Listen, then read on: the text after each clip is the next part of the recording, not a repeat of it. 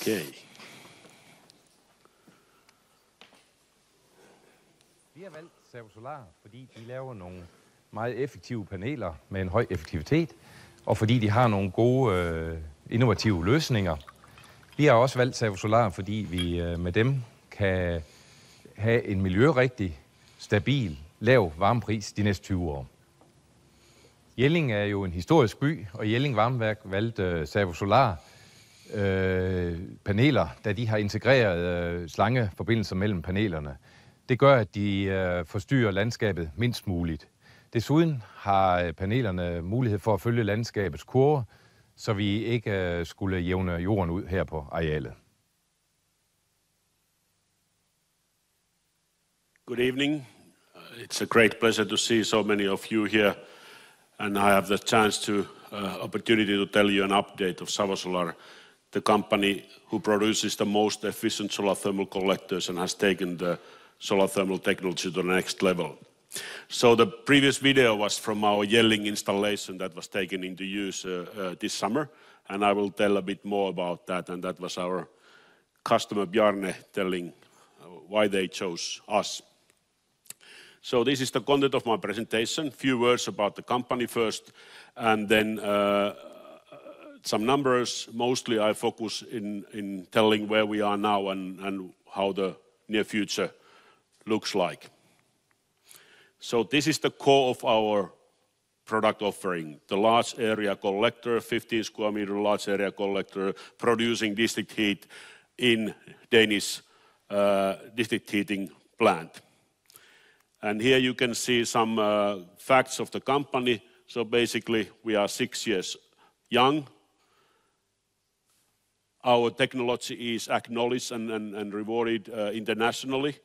We are listed in First North, Stockholm and Helsinki, and our projects are €1 million or more each. This is our mission. So we are a technology company. We are building leading technology, and with that leading technology, we want to help our customers to make more competitive clean energy. And via that, we are doing our share to move world towards solar economy. And that will come because solar energy will be one of the most important or the most important energy source in the future. Our vision is to be the first choice supplier to anyone in the world who wants to have a high performance solar installation. So the first company they would like to deliver, they want to call us first. And I think that we are in the right good track on that path already now. This is how it looks like in practice. So this is a large area solar field, collector field in a district heating plant in Denmark. So there are 1,500 houses connected to the district heating network. And there we have 15,000 square meters of our collectors. And as you can see on the right side, that there will be also potential for big expansion in the near future. And this is very new information. So the leading technology means the most efficient solar thermal collectors. And it is measured how many kilowatt hours per square meter a collector is producing in a year. That's how it's compared. And to be able to compare, all the collectors are going through the similar type of tests, solar key mark tests. There you can see how they are, how they can be compared. And our large area collector with single glazing was now in solar key mark tests, since we are focusing now the Central European markets. And the efficiency was proven again. And from bottom below you can see the comparison. This is an actual case. It has been compared, competitors, two collectors and our single glaze collector in the same district heating system in Denmark, how much more our collector is producing energy than the competitors' collectors. And it is significantly more, as can be seen there.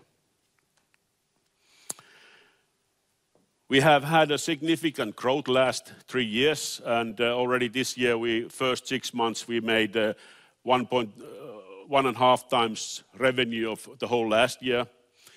And the growth is thanks for the big Danish project we have been delivering and are delivering. Our profitability is still on the negative side, but we are improving that the same way as we are getting more industrial operations, all the operations in different aspects of our operations. Our forecast is that our turnover will be this year something like 5 million plus. The EBIT will be on the same level as last year, and we are improving the margin significantly since our volumes are increasing. And our target is to have 20 million euros of turnover latest on 2019. As already informed this year, we have strengthened our board. So we got 3 new members. Kent, who has a long experience in top management position in international companies and clean tech. Then Michael, having a good experience on the Swedish investor side and being investor in many companies here. And then Christoph, having a almost now 38 years experience in solar thermal industry in Germany, France, Canada, China, having a vast network also. And then Feodor and Sami, being already 4 years in our board, we have now a very strong board to support in our growth plans. So how it is possible that we can make more energy than any competitor in the world in a solar collector? There is the core of the thing that we are the only company in the world who is able to make an optical nano coating in a thin-walled aluminium profile, as has been used in automotive industry as a heat exchanger for 40 years. And this is the reason that we are able to produce more energy, so the heat is transferred very uniformly and fast to the liquid heat transfer, and we are getting less heat losses than any competitor. And this I wanted to take here. The picture actually is inside our coating machine, so there is a magnetic field and vacuum in there. But I wanted to take this that the success of the company of success has been pretty much based on our unique technological innovations. So 15, 20 years, the whole industry has been focusing how to reduce the cost of the solar thermal collector. Cutting cost. When we started completely different angle. We wanted to find out how we can bring something more to the customer. More energy from same area. More energy from same collector area. And something more, as we can see, from different angles. So this is the core, and we want to continue to do that. And there's also new innovations coming up that we believe that when ready, we can again revolutionize the whole industry. Many of you have seen or may have seen pictures or videos of our production. I just wanted to show you the different elements what we are doing. So we have a absorber manufacturing, we have a coating of the absorber, and then we have a collector assembly and logistics, packing and transportation. And what we have been doing, so we are now doubling our capacity in the coating line. We are doing the investment, so the coating line the modifications will be done in the beginning of December. So the machine is coming. Then in absorber manufacturing, we have been able already almost double the capacity just by improving step by step the production and in making small investments. And also the quality has been improved significantly. In collector assembly, we still do quite a lot of manual work. We have increased the automation a bit, and we will do it further. But already now we have been able to reduce 70% of our working hours in 18 months per collector. And then logistics is very important to us, being in Finland, eastern part of Finland, far away of everything else than the Russian border. So it's very important to be efficient there. And now we are looking for with a couple of global international players to find a total solution for logistics. We have been able to reduce that cost already, but still we have things to do over there. In addition to factory work, we are doing also the installation of the collector field. So much more than only the collector in the factory. And this is how it is. First you do piping in the ground, then you do the ramming of the foundation piles, mounting the collector, connecting them together, and then connecting to the system. And in this we are using the best local partners, and also in this we have some new innovations. So we are having the highest energy density on the field. So in the limited land area, our collector field is producing more, and these are patented models that I don't know how well you can see, but we are able to put the collectors very close together on the roof or limited area, expensive land area. We are having the best energy density. The market looks very promising, even though in Europe the small systems are declining. Small systems are growing in China, Asia, Africa. The large installations segment is growing, meaning district heating, industrial process heating, and it's because the installation cost per square meter is lower. And also you can optimize the system better if you have a big system. And this is good for us because this is our focus segment. We are having the best solution for that. And it's also a place where we have a very little competition. There are only 4 companies, basically less than 10 companies globally who are able to do the same as we are doing. In district heating, Denmark is still number 1 globally. They have been installing now, this year will be more than 500,000 square meters, and the potential will be again still big. Anyhow, German-speaking countries, Germany, Austria, they are growing fast and they are coming, and the forecast is that they will be bigger than Denmark. Then there are also other countries like France, Poland, Spain, even Finland, something is happening. And which is also interesting that in China, it has been small systems on roofs, but now also in China, they are starting to build the big systems. We have already started to work outside Europe, and these are some recent activities we have been discussing and are discussing, and we hope that we can make a deal already next year, a bigger installation outside Europe. Ukraine, it's in Europe, but not so well-known thing. Actually, we have delivered a solar thermal cooling system in a school, and the startup will be tomorrow. There will be a Finnish minister pushing the button. There will be some other Finnish technologies in the same school, so it will be very interesting to. I hope that everything functions nice. We'll see then.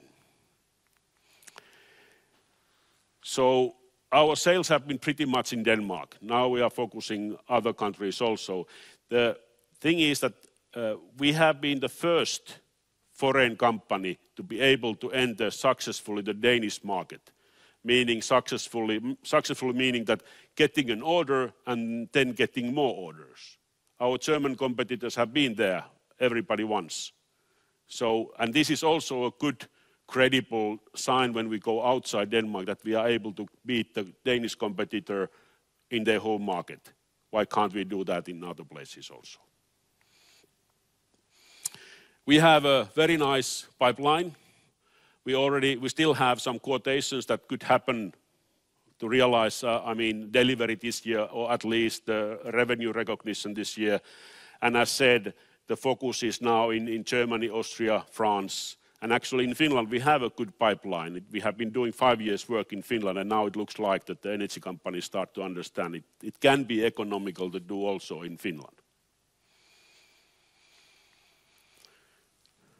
We have set us some goals, short and long-term goals. First of all, we want to continue to be the technology leader.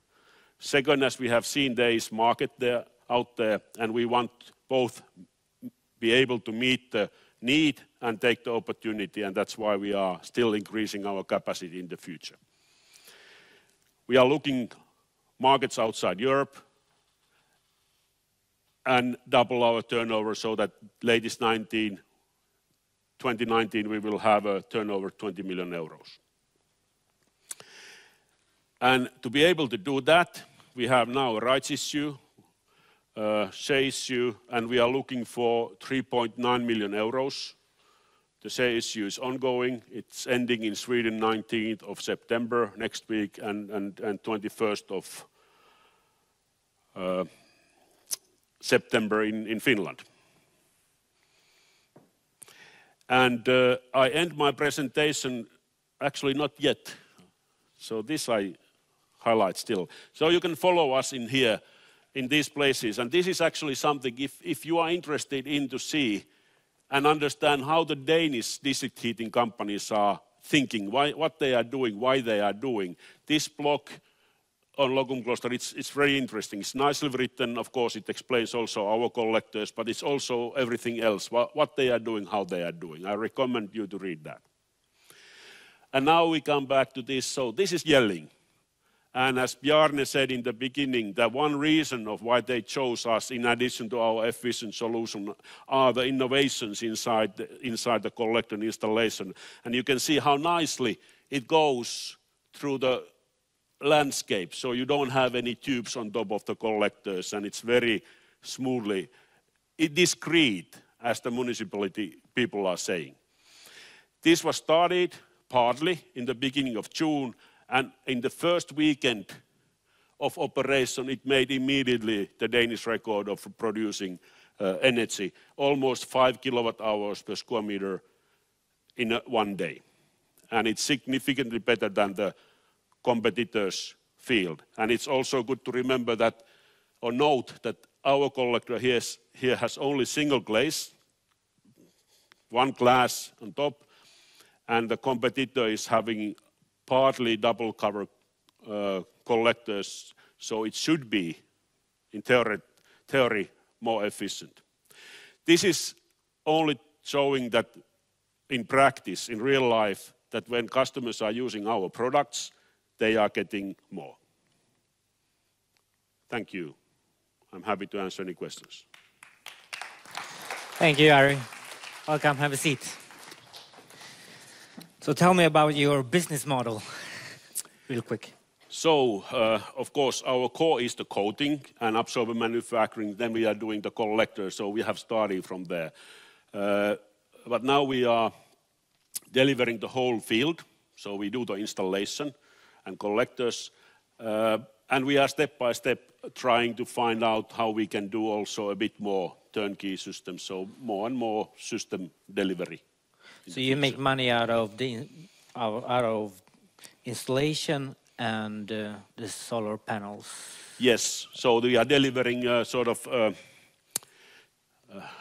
not turnkey system, because turnkey system includes everything inside a district heating plant, but the turnkey in a way that we do the whole field. So we get the installed field and we get money out of that from the customer. So let's say, how much of the energy that the sun produces is your system able to absorb and transform into actual energy? So in a system like that, as we were seeing the yelling system, it's about 50%. 50%. So it means 500 kilowatt hours per square meter in a year. In a big system. In a smaller system where you have a big water tank, water storage, it can be even 70%. But I would say in Denmark it's pretty much 50%. 50%.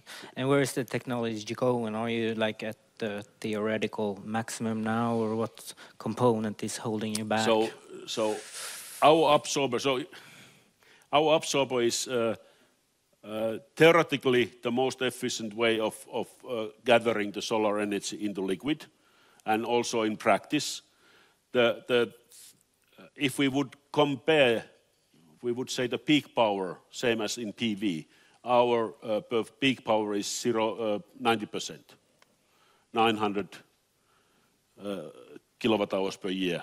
So it's but in solar thermal, you calculate the whole system efficiency very much. So the whole system, it depends on how big water storage you are having. And so, of course, there can be more efficient systems, and especially the water storages and everything. But in our case, the collector starts to be pretty much in the top level.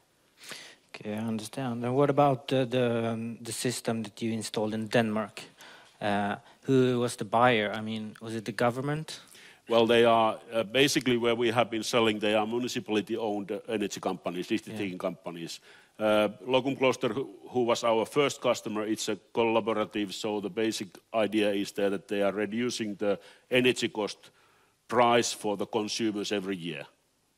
So they don't want to have a payback time in 3 years like some Finnish big government-owned energy companies or like that, but they want to reduce the cost to the consumer. That's why they are investing to the solar energy. So do you have like local sales representatives? We have our own company in Denmark, so we do the sales from there and project execution, project management over there. And we are selling directly to the end use or the customers, the industrial customers, and we are increasing now our sales forces in Central Europe. And let's see when we go outside Europe how we do that, but maybe a bit more like a partnership way. Do we have any questions from the audience? No questions from the audience. And exactly what is the difference between thermal solar energy and solar energy from like these solar cells? So solar cells, PV, photovoltaic, you are making electricity, and then in solar collectors you are making thermal heat.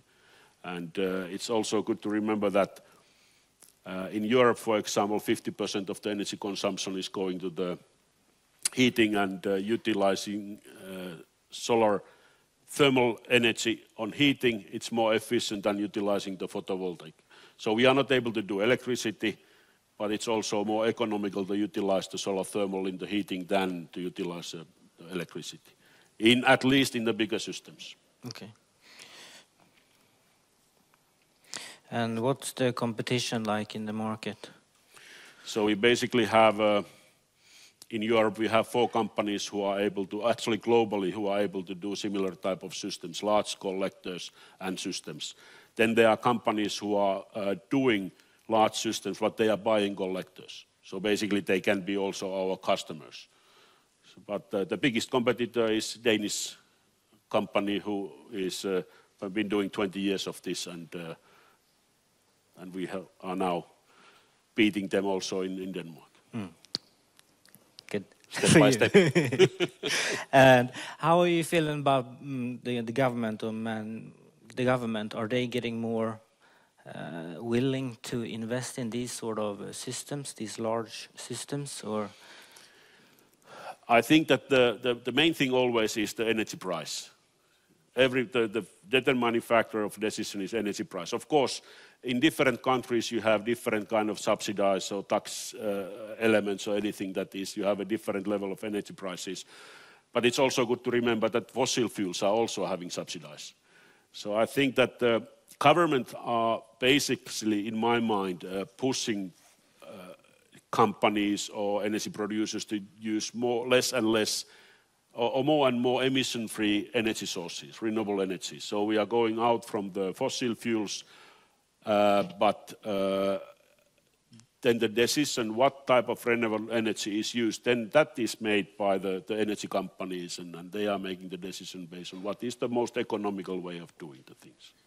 And always, it will be in the future, it will be some kind of hybrid systems. There will be a localized energy production more and more, and there will be a different energy sources. There will be bioenergy, there will be solar, there will be PV, there will be all of them combined together, step by step, depending on where you're going.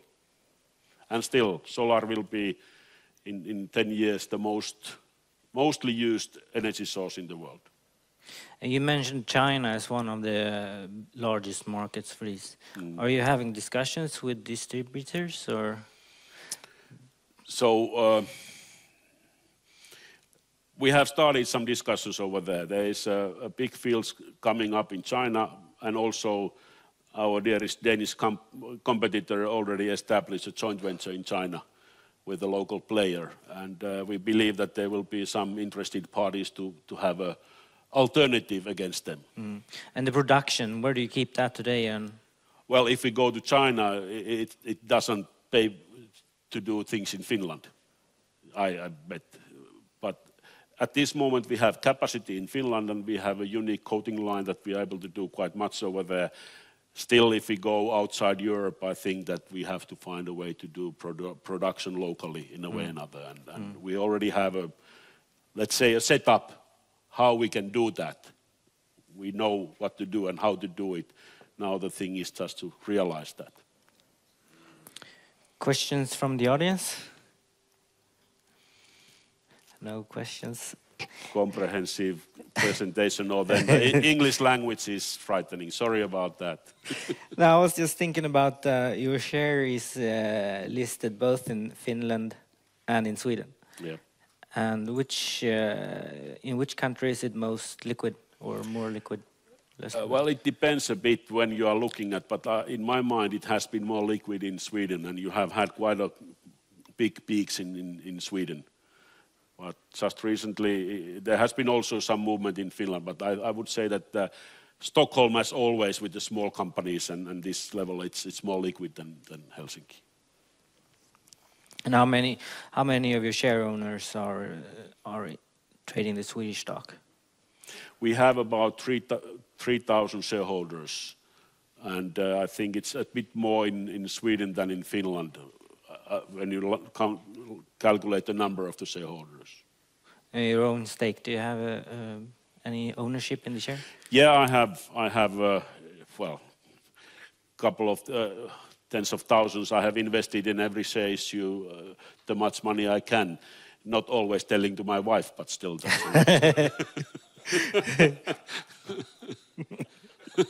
That's a good one.